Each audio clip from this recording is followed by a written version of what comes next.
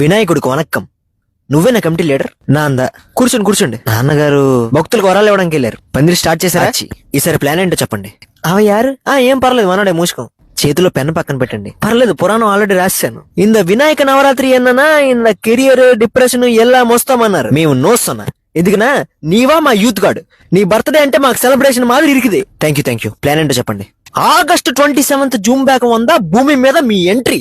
సుక్కల్లో చంద్రుడు వంద ఓరు ఎవరో చూడని విలన్ మాదిరి. అవ ఇంట్రడక్షన్ ఏందన్నా ఒక 100 వాళ్ళలు గాల్లో దడ దడ దడ దడ.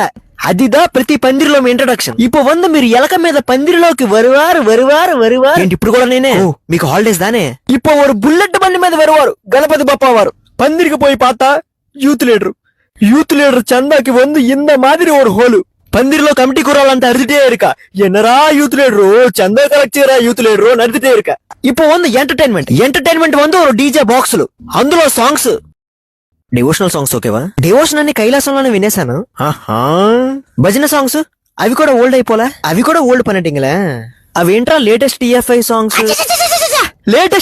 సాంగ్స్ ఎన్నా యూత్ బ్రెయిన్ వినాయక అంత మాదిరి సాంగ్స్ కు ఒక డీజే బాక్స్ లో పాత అంత మాదిరి సాంగ్స్ ఇరుకుమా అంత మాదిరి ఇరుకుం సార్.